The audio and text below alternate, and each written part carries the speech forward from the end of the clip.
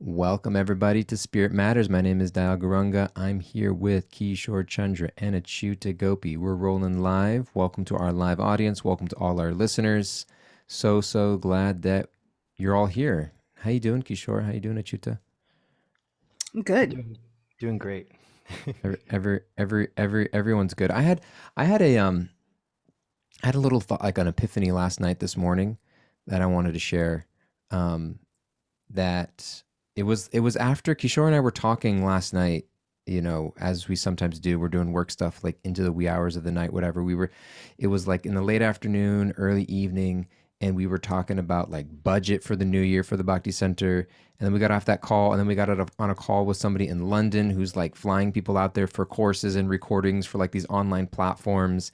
And then after that, I realized that like we need to get our annual report out, and I was like editing our annual report and making sure that like all the typos. Which Kopi wrote a beautiful little article in there, and then I was just thinking about, and it kind of hit me, and I said this to my wife, which I've had this epiphany many times, but I was just thinking like I've doing a lot. I've got like so much going on. I've also got like my own individual podcast, my own social media platform that I'm trying to have, a spiritual life that I'm trying to get together. And I do like coaching on the side. And I'm also trying to lead and develop the Bhakti Center. And I'm just like, I've got this now podcast I'm doing every morning, 9 a.m. to 9:30. And it was just like all of these things. And my wife was just like, how are you? I was like, I think I'm just tired. And then I was realizing how this is the point I want. I wasn't just coming on here to tell you that I'm tired, because I'm actually feeling good this morning. But I was realizing that in order for me to do all the things I'm trying to do, I kind of really need to get my life together. And like this thought of like kind of just like, this end of the day, like I just earned some break. I'm just going to plop down on the couch and whatever, like some hours go by, and then it's like getting to bed late, waking up a little late, and then just kind of like somehow plowing through as many things as I can, like getting things done, and then just getting to the end of the day. I was just realizing that's just not going to work for me in the long term. And I really had this like moment of like, I really want to like get my schedule together a little bit more. Ever had that experience or thought? It's just me. 100%. I was right about to say that, like, when you asked the Chuta and I like how we are, I was like, I had a pause. I was like, I'm good. Because that's what you Yeah. say when someone asks you how you are. Yeah. It's But like, the how reality much do is you want to know? exactly, exactly. But the reality is that, yeah, I also feel the same. It's like, wow, I have a lot going on, and I do actually feel very tired. And I think that, we've been talking about surrender these past couple of days. We've been talking about a lot of amazing things. But something that really came up yesterday for me, and it's what I was thinking of while you were speaking, Dayal, and Achyuta speaks to this so nicely. This idea that when we're tired, or when we're feeling run down, or when we're feeling like, why am I doing any of this anyway? Or like, when do I have time to rest? Or like all of this stuff. I think it feels even more overwhelming, or it gets magnified when I think that I'm doing it alone, or when I think that like it's just me going through this. And you wrote that post a few days ago, Dayal, about like we're all just going through it. We're all just going through it. And somehow or another, it's really comforting to know that we're all going through it. It's not just me alone trudging through the mud, like this. It's like we're all going through whatever experience that we're going through.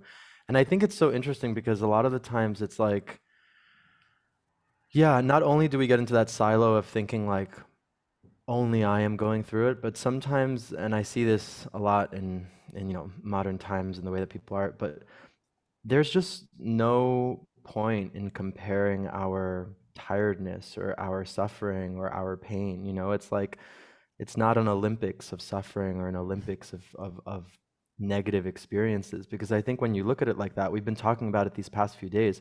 When you look at it like that, it's very like hopeless actually. And what we've been talking about these past few days is like, how are all of these experiences, even the ones that are making me tired, being put in my path by Krishna to teach me something? And I think I mentioned this about Jahnavi's dad, which it's still like so fresh in my mind. It's like if I'm looking for lessons in my life, then that is what I will find. I will find lessons, and I will find like those nuggets of inspiration.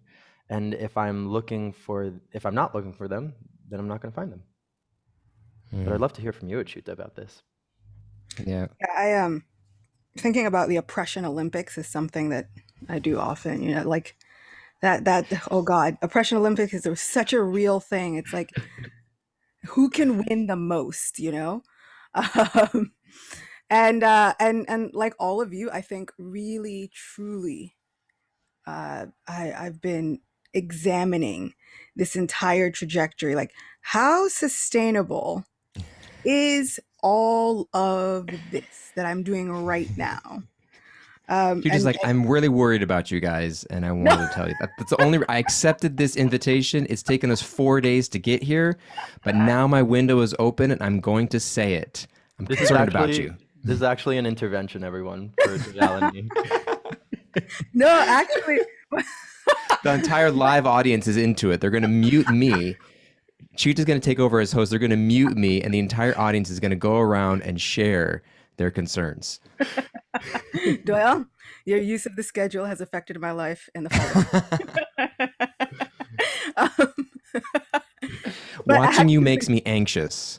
but no, like I'm when I get off of a podcast like this, then I'm like, okay, I have like Govinda prayer ministry stuff that I'm thinking up, or there's a social media post, and then I homeschool for like 5.5 hours, and then like I do something else, and then there's something else, and then there's another podcast, and then there's like an Akadashi lecture or Bhagavatam lecture, and then somebody else is like, hey, can you do this? And all my bravado from episode 1 of all the times I'm like, yes, and you say yes, by Thursday you're like, I know I said yes, but we looking pretty dragged out right now. um, and so this entire, I guess, like I think all of us were kind of thinking the same thing, like from yesterday and today, and especially this morning, I was just kind of thinking, how sustainable is all of this, and what does that sustainability actually look like? And then there's something to be said, like the book, what is that? Big Magic by Elizabeth Gilbert. That book. Haven't read it. Was that the book after Eat, Pray, Love? That book is so different from Eat, Pray, Love. I mean, I kind But of, it came after. yeah. I think you would enjoy that book a lot. I loved her There's, TED Talk about her creative genius. yeah. So it goes. It's like taking that TED Talk and expanding it into a whole Okay. book. It's on the So list. she speaks about creativity and how we It's can another all. thing I got to do.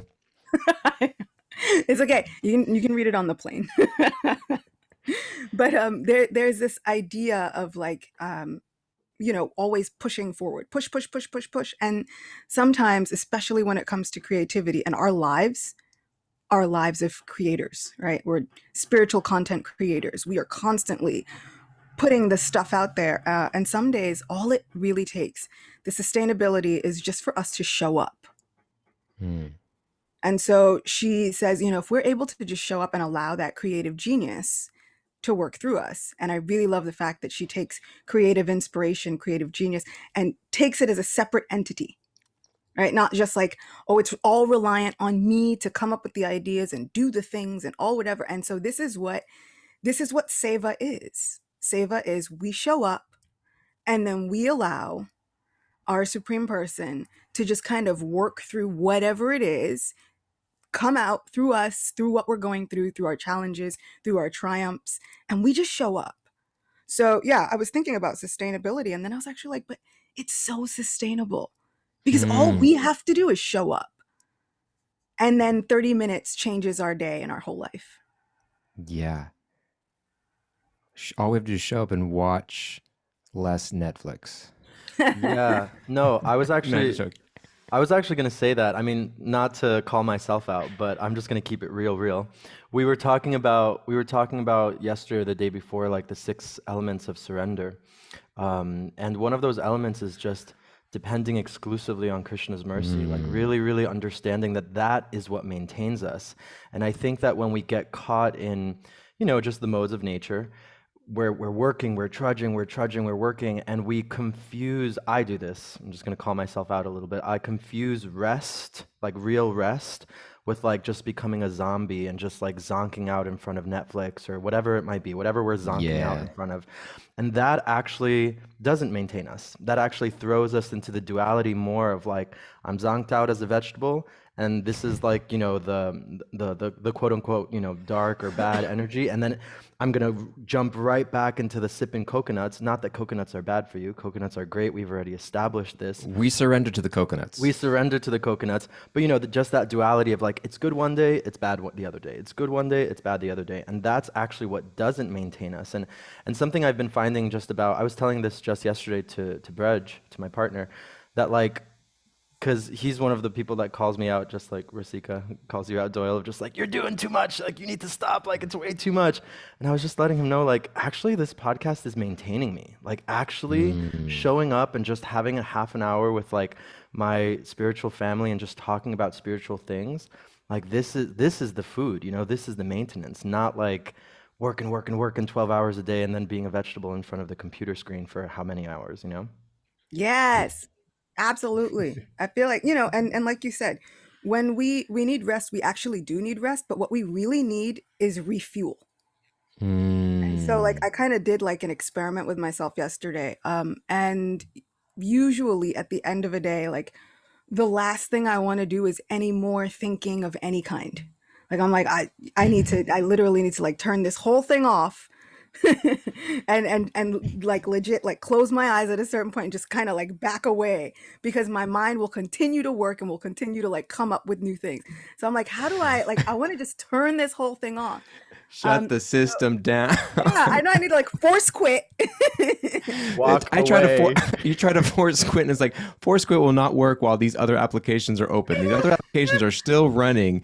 You cannot force quit while these applications are running. Exactly. So usually that's when I would turn to, like you said, I would turn to Netflix or Hulu or something. Or I turn to like loads of episodes of whatever else so that I can feel like I can shut my brain off. And yesterday, um, like for a first time, I was like, you know what? I'm gonna switch it. And instead of turning off to that, I went to YouTube. I typed in Radhath Maharaj and clicked on the first lecture that came up and actually took a nap. I put on my Guru Maharaj and took a nap. And then I woke up and I was like, wow, I feel a lot better. And it's like the osmosis and the refuel and everything that can happen. And that's how you do devotional service while you take a nap. And I'm all for it. There's actually, I was going to bring this up yesterday. There's actually something called the Nap Ministry, and they have a social media account. It's a real, you should follow it. It's the Nap Ministry. It's all about like rest, naps, good stuff. Check it out. Nap Ministry on social media.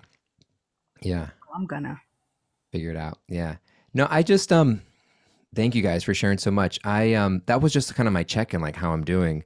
And as I was thinking about it,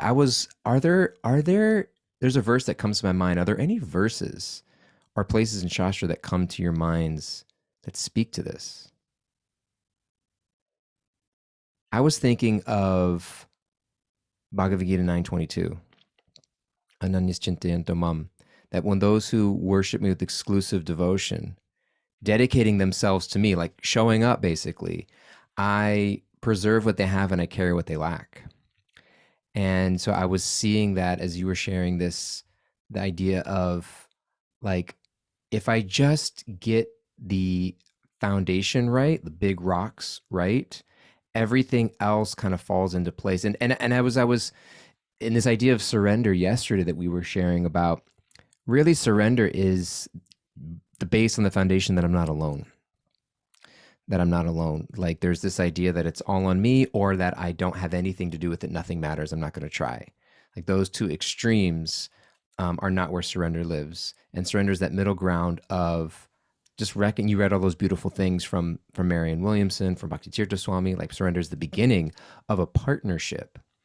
Surrender is the beginning of a partnership where I have something I bring to the table, my desires, my wants, my needs, my gifts, my talents, my aspirations, etc.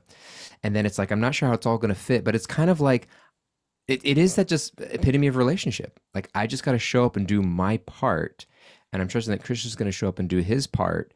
And it's that constantly devotional nap. I'm seeing that in the chat, devotional nap.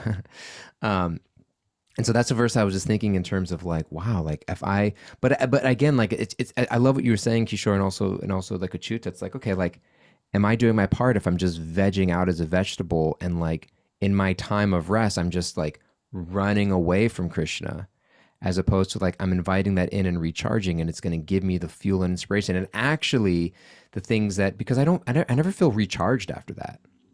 Like every night I'm in the same place of like feeling the same way. And I'm like, why would I do the same thing I've been doing the last however many weeks or whatever and still not feel charged?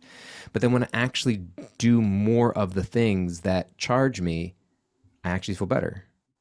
So, anyways, that verse was coming to my mind. Yeah, I mean, there's also another famous Bhagavad Gita verse like, "There's no truth superior to me. Everything rests on me, Mm, like pearls strung on a thread," which I really do love.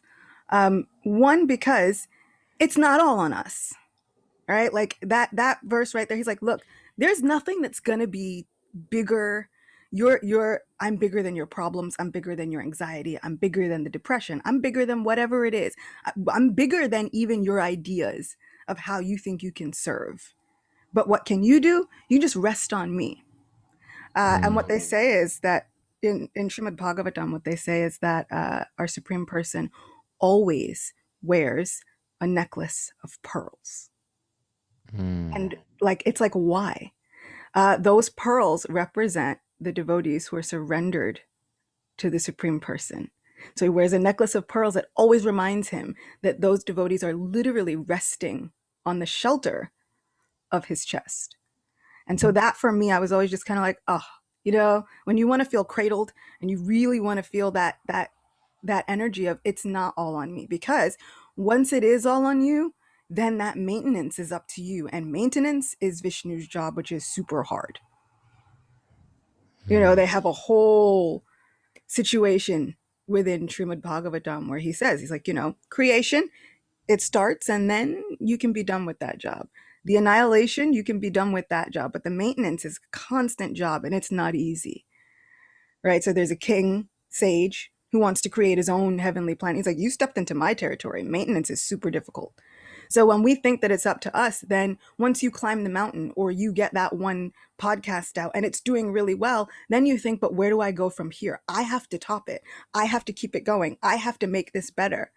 But once we realize that we are literally showing up, being an instrument for that creative genius and inspiration, which is coming from none other than our supreme friend, it's not all on us. We rest back on that supreme inspiration. mm. What what does showing up look like for you? This right here. Mm, This showing up for me, I was thinking about it all week. You ever have a friend and you're like, they're like your really close friend or even a partner, right? mm, And you're the person, you're like, I'm gonna stop whatever I'm doing. And if we've scheduled in time for each other, I'm going to stop what I'm doing and give you my undivided attention. And the other person is like, yeah, no problem, I'm here.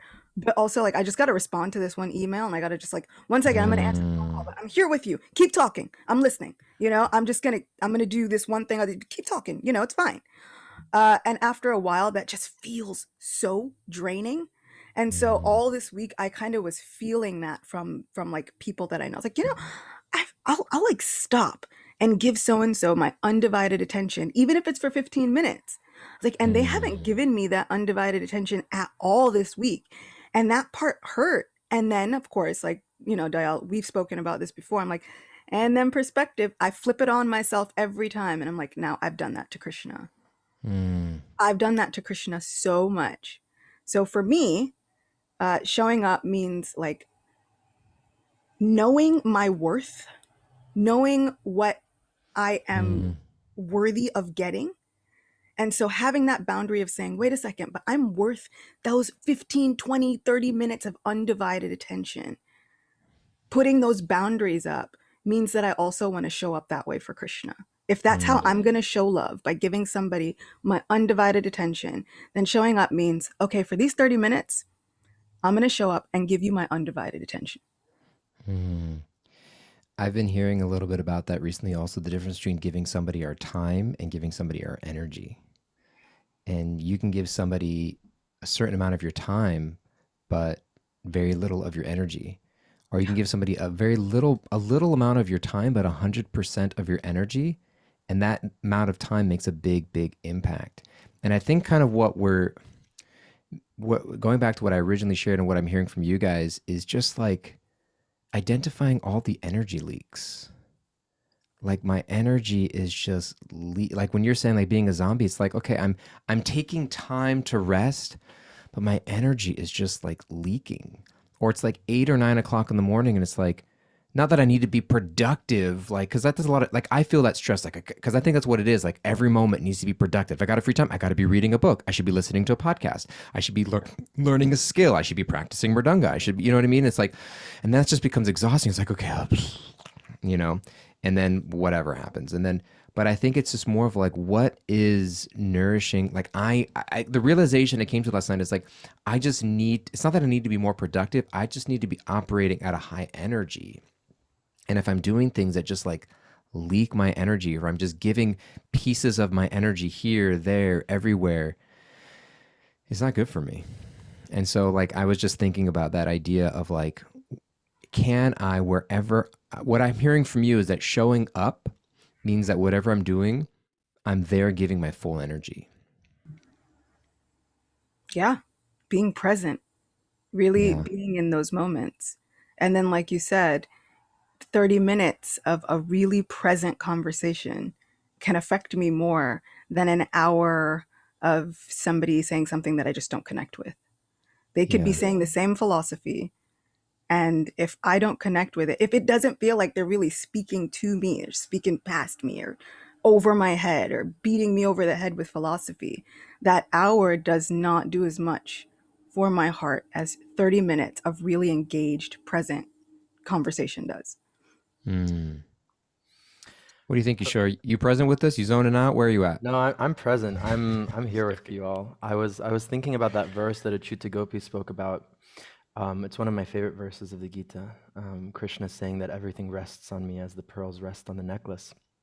And the way that I've understood that verse, the way that it's been explained to me, um, is really understanding the difference between form and substance, and how when we are focused on form, that is where the energy leaks happen, right? So when I'm focused on the material body, on the material mind, on the material world, right? When I'm focused on that, when that's all I see, when that's the level that I'm connecting at with people or with the thing or whatever it might be, then I'm going to feel drained because that's actually not maintaining me, right? At all.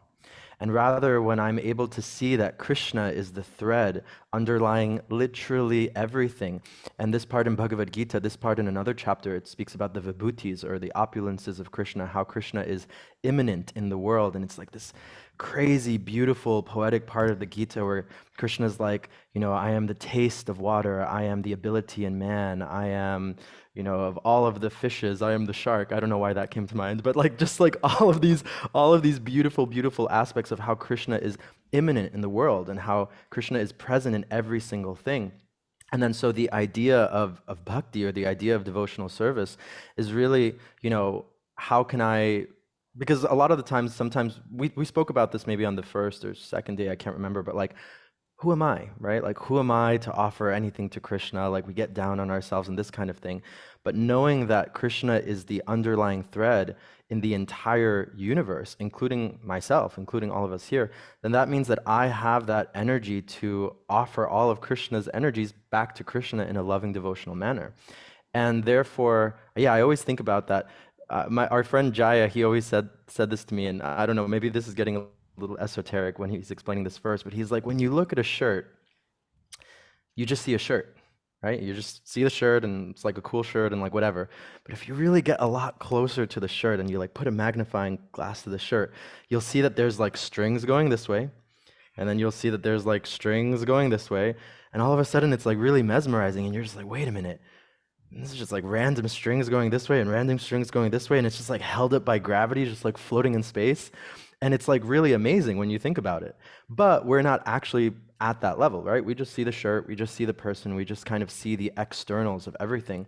And I've noticed that for me, like really being present with someone or like tapping into that presence is tapping into the level of the soul. is like really always remembering like Krishna is the underlying thing. Krishna exists within my heart. Krishna exists within the heart of the other person. And therefore, I love how you brought this into Acyuta Gopi. You know, I'm definitely a culprit of this. I think wait, Doyal was saying I'm definitely a culprit of this of like, yeah, like I'm here with you. I'm here with you. No, I can multitask. I can do 5 things at the same time. Like, yeah, here I am. But it's like I'm not connecting at the level of the soul because energetically I'm just splayed because my mind is caught in all these, you know, material sinkholes, you know? But yeah, that's how I always try to think about it. It's like, oh, whoa, I'm just seeing like form. I totally forgot about substance. I forgot about Krishna, you know? So let's try to remember him. I Yeah, forgot about the lines going this way and that way. Yeah. I think with a form over substance, what I kind of like is that it was like this. It's like a really abstract idea, especially when you talk about like form, substance. You're like those are like science words, you know. But in practical application, what I really thought was very cool was like Kishore started doing this a lot. Kishore Chandra, you like when you were making reels about yoga poses and stuff, you started doing this a lot. You're like, hey, you ever see a yoga pose that looks like this, and then it's like this awesome pose, and back is all rounded, and then the person's got like their forehead to their knees and this like forward fold, and it looks all awesome, and then he's like, and then you're just gonna hurt yourself, bend your knees. It's like it doesn't have to be that, you know. It's like form over substance. With this form, we have this Instagram idea of what yoga's supposed to look like, all of these, and it's not just now. Arjuna had this idea of what, you know, living this great life was supposed to look like. And Krishna's like, whoa, whoa, whoa, buddy, slow it down, bend your knees. Like, you don't have to do this. Like, you don't have to go and hurt yourself and cause back issues and like have to learn about sciatic nerve problems from all the harm that you've done yourself. So I kind of feel like this really being present, this idea of actually like looking at what recharges us is another form of like ahimsa, but now it's for ourselves, trying Hmm. not to do more harm to ourselves. Yeah. I was just thinking that in the first chapter of the Gita, Arjuna is saying, you know, my skin is burning, my mind is reeling, my sciatic nerve is strained, my knee is experiencing arthritis. And he's like, I got carpal tunnel, I can't hold my bow I got anymore. carpal tunnel. I can't hold my bow anymore. Where's Arjuna? He got carpal tunnel. Got a calf strain. Got a calf strain. Um, we're winding up our time here. I was just for me the takeaway is or the thought maybe the home exercise is just yeah like where's my energy leaking? You know, where's my energy leaking? And we've become, you know, marketing and advertising agencies and social media companies are expert. They do it on purpose, you know, to like kind of pull our energy away. We even use words in the English language to refer to our energy or attention as a commodity. You know, pay attention, give me your attention. That stole my attention. It grabbed my attention. You know, like this idea of like something that we give or take away, or exchange. Um, and I think where I was realizing last night and then this morning and what I was sharing in my check-in was like, I really believe I can do all the things I want to do if I'm just focused. Like not like if I'm just like plowing through it like and like not bending my knees and getting carpal tunnel or whatever it is, but like if I'm actually just like not allowing my energy just to be leaked out in places that just are going to leave me drained. And so like I think for me I'm thinking about it and I think for all of us listening and all of us is just like a take home is like just starting to do that. And we don't have to have like cuz my wife also tells me this also she's like gradual changes, Dayal. Gradual. Like you can wean off these things. Like don't. I'm like, okay, makeover life. Everything's different now. And it's like, no, you're in the same mentality of all or nothing. And so, just thinking those things could be a great takeaway for all of us. Um, Kimberly, it's your turn now. What are our takeaways for today that you got there? Thank you for the great discussion. So notes I took, we started off with Dayal's intervention. And they're talking about how feelings get magnified when I feel like I have to do things alone, and we're all going through it together. I wrote rest and refuel yourself. Show up just as you are and allow the creative genius to work through you. And where your focus goes, your energy flows. Beautiful. You're hired, Kimberly, by the way. Great takeaways. Thank you. And as we go through, if anybody on our live audience has takeaways, you can always put them in the chat. Brudge put some beautiful things in here. When I'm feeling overwhelmed with material problems, I remember the verses in Srimad Bhagavatam that describe the sizes of this universes, and it makes me realize, wow, this is so insignificant and small. I'm really exaggerating. Kishore is going to keep that one in his pocket and bring it out next time you guys are in an argument. We're all going to keep that one just exposed. No, sure. And then he also says, as his Guru Maharaj, Narayan Maharaj used to say, the only problem is, where is Krishna? And so there you go. Thank you guys so much for being here. We are keeping it short and sweet every day. Any final words or thoughts, Acyuta and Kishore? I think, like you said, when you left off, the important thing is baby steps. If we that idea of focus is just schedule it, just maybe 15-20 minutes per task, and then schedule in a break, schedule in a second to literally close your eyes, even if you don't sleep, and just breathe. Like, take a second. It doesn't always have to be go, go, go, push, push, push. And just those moments of rejuvenation where we force ourselves to actually remember we're resting on inspired divine genius can help us get through the next 30 minutes of whatever tasks that we've planned out. Yeah, and from my end, I just really love this thing that Braj wrote, that Narayan Maharaj said, that the only problem really is, where is Krishna? Because that's kind of what I was speaking to. Like, when we forget the source, when we forget Krishna, when we're not able to see Krishna, that's really when we become drained. That's when we feel like we're hitting against the wall. And I mentioned this a few days ago, maybe it was yesterday. Again, Jahnavi's dad, I really found him so inspiring. It was the most amount of time that I'd spent with him. And he was just saying, yeah, when we're clear where our source, where our energy is coming from, and that's Krishna, when we're really linked with that, then we can do all of the things that we want to do tirelessly. And we could just keep on going forever because we're connected to that unlimited source. And so that's really where I'm at right now. It's like the more and more that I lie to myself and think like the vegging out in front of the computer or like whatever is going to somehow nourish me, like it's not. I'm going to keep driving myself into a hole. And rather, it's like I just have to remember, like, where's Krishna? Oh yeah, that's right. Krishna's everywhere. Krishna's in every person and everything. And so, yeah, I thought that was really poetic. Thank you, Braj, for bringing that up. Yeah. I'm sure you did think it was poetic. I'm sure you loved it.